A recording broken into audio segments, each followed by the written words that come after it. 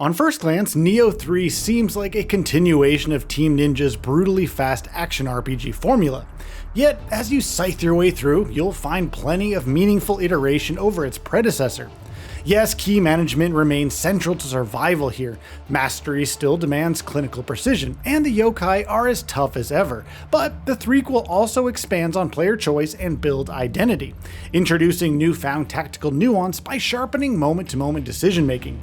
Nioh 2 often rewarded optimization and exploitation. Nioh 3 instead demands you adapt on the fly, with combat being the most expressive the series has ever seen. After this, if you're thirsty for more Nioh 3 coverage, you should check out our 15 Things to Know feature, where we put moveset, exploration, weapon changes, and more through its paces. For now, sharpen your steel and lock on. We're covering 15 of Nioh 3's biggest gameplay differences over Nioh 2. Gameplay philosophy shifts toward player agency. In Nioh 2, player freedom largely came from mastering systems within a relatively narrow framework. Builds could become powerful, but success often hinged on optimizing for a fixed set of mechanics. Nioh 3 instead widens the lens, making player choice the beating heart of its design. Combat styles, abilities, progression, exploration, the game just constantly presents multiple viable approaches. Rather than pushing you down a set path, Nioh 3 says, hey, it's cool to experiment so long as you can adapt too. The result, different playstyles coexist unlike before. Builds are defined by playstyle. While Nioh 3's two playstyles, namely Samurai and Ninja, require you to manage two distinct builds simultaneously, weapons, loot, upgrades, and all, it's the identity of each class that you'll lean into when defining both sides of your character. For Nioh veterans, the Samurai is home. The heavy-hitting stalwart closely replicates player characters of earlier entries. As such, you might equip for reach, defense to beat down and to pummel. The quick and nimble ninja is more lightweight, switching Odachi swords for talents. The two grow more complementary as you progress, swapping between both to outmaneuver and overpower the game's yokai threat, providing a much broader toolkit compared to Nioh 2, where builds were shaped by gear optimization and stat allocation, locking them into a singular approach.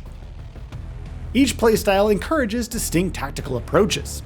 Where Nioh 2 had you specializing in stances, Nioh 3's dual playstyles actively encourage distinct tactical mindsets within the same encounter. The ninja style excels at rapid-fire positioning, evasion, and dealing high damage when striking from behind, rewarding reactive opportunistic play. The samurai, by contrast, is better suited to direct confrontation, capitalizing on staggering enemies via sustained pressure. Nioh 3 demands you use both together, providing more flexibility than was ever possible in Nioh 2. Samurai's arts gauge rewards attacking and defensive proficiency. Nioh 3's Samurai style introduces the Arts Proficiency Gauge, a meter which charges by stringing attacks and executing well-timed deflections. When full, powerful buffs are unleashed, increasing damage, reducing key cost, and giving ability to chain powerful martial arts together. Where Nioh 2 featured a wide range of active skills, Nioh 3's system rewards you for maintaining momentum without overcommitting, in essence controlling your aggression. The result is a more engaging form of melee combat, enhancing beyond Nioh 2's ideas. Ninja introduces new combat identity. Perhaps the most radical of Nioh 3's innovations is the all-new ninja playstyle. Unlike Nioh 2's stance-based combat, which the samurai's traditional swordplay replicates here in Nioh 3, the ninja introduces mobility, evasion, and tactical tool usage. The main departure is Mist in place of Key Pulse, a dodge which leaves a shadowy decoy, while giving opportunity to backstab, where the ninja deals the most powerful damage here. His moveset becomes more vertical thanks to jumps and double jumps, opening up aerial attacks and repositioning opportunities which simply didn't exist in Nioh 2. Both playstyles bring new weapons. Our 15 Things feature mentioned that both Samurai and Ninja playstyles bring their own unique weapons to the fray, but we didn't describe any of Nioh 3's new arsenal additions. The Samurai now clenches his fists in battle using Caestus, bluntly pounding his foes to skull-crushing satisfaction. He's equipped with firearms like Gatling guns and rifles too, bringing range to his threat. The ninja wields fast combo-focused ninja swords, his talon claws for aerial takedowns, plus a tailwind hatchet skill which executes a rapid follow-up attack to keep the pressure on. Burst breaks are a new form of counter. Nioh 3 expands on its predecessor's counter mechanics with the introduction of burst breaks, a powerful new defensive option tied to playstyle switching. By interrupting red yokai attacks with a deftly timed swap between samurai and ninja, you'll create significant openings for counter damage. Nioh 2 featured numerous ways to counteract enemy aggression, but burst breaks are an evolution intrinsically tied to Nioh 3's dual combat styles, a deliberate maneuver beyond a simple deflection. Smoother, more continuous combat flow. All of these new mechanics showcase one immediate difference here, a smoother, more continuous combat flow from one moment to the next. In Nioh 2, fights could often feel segmented, with brief pauses to reposition or reset ki. Through seamless style switching, Nioh 3 sidesteps Nioh 2's staccato rhythm, allowing you to preserve offensive momentum or soak up pressure.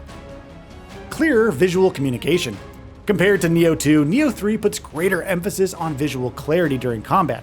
Each playstyle features distinct visual cues and enemy attacks are more clearly telegraphed here, while environments feature sharper detail to communicate spatial boundaries.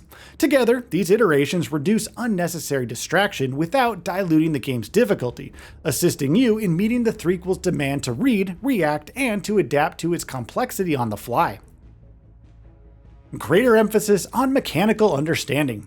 And as a result of all the gameplay differences discussed thus far, Nioh 3 rewards your mechanical understanding rather than allowing you to rely on exploit-heavy strategies. Nioh 2 sometimes enabled you to create all-powerful builds to dominate through brute force and repetition, while Nioh 3 places value on build choices and real-time adaptation. Survival very much depends on understanding how its new systems interact in the moment. More varied enemy pressure and encounter design. Nioh 3 introduces a wider range of enemy behaviors, creating more dynamic encounters than in Nioh 2. Rather than relying on your familiarizing patterns and potentially reaching staleness, enemies in Nioh 3 are more likely to apply pressure in different ways, forcing you to constantly reassess your strategy. Not that Nioh 2 often felt passive or procedural, mind you, but these changes are another way the game pushes you to engage with its expanded combat systems. A difficulty curve shaped by exploration. Thanks to its more open structure, Nioh 3 gives you greater control over how and when difficulty escalates. Unlike Nioh 2, which followed a linear path, now you can chart your own exploration, attempt to beat optional challenges, or abandon a tricky fight to return when better prepared. This of course creates a self-curated difficulty curve, giving you newfound ways to manage the challenge. Skill progression has been deepened. Building on Nioh 2's deep skill system, Nioh 3 overhauls skill progression to support its greater emphasis on mechanical mastery.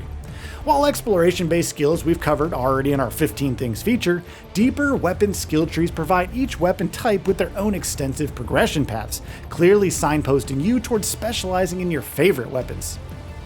Streamlined stats and leveling. Stat and leveling systems in Nioh 3 have been adjusted to reduce unnecessary complexity, streamlining core attributes while reducing the number of stats required to level up, all with the intention to support diverse builds. The removal of certain systems from Nioh 2, such as remodeling, simplifies equipment optimization, while rebalanced attributes ensure no single stat will dominate every player's build. More robust character creation. And supporting Nioh 3's shift to dual combat styles is a character creation suite, which builds upon Nioh 2's already robust system. You can design completely different looks for each persona, with a wide range of distinct body shapes, heights, and facial features to suit the archetype of both the samurai and the ninja. Furthermore, Nioh 3 also allows more granularity than its predecessor, with custom tattoo placement and edible hair adding personal flair.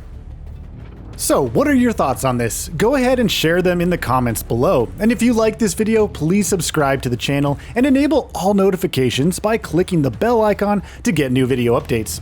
We upload every day and would really appreciate your support. Thanks for watching.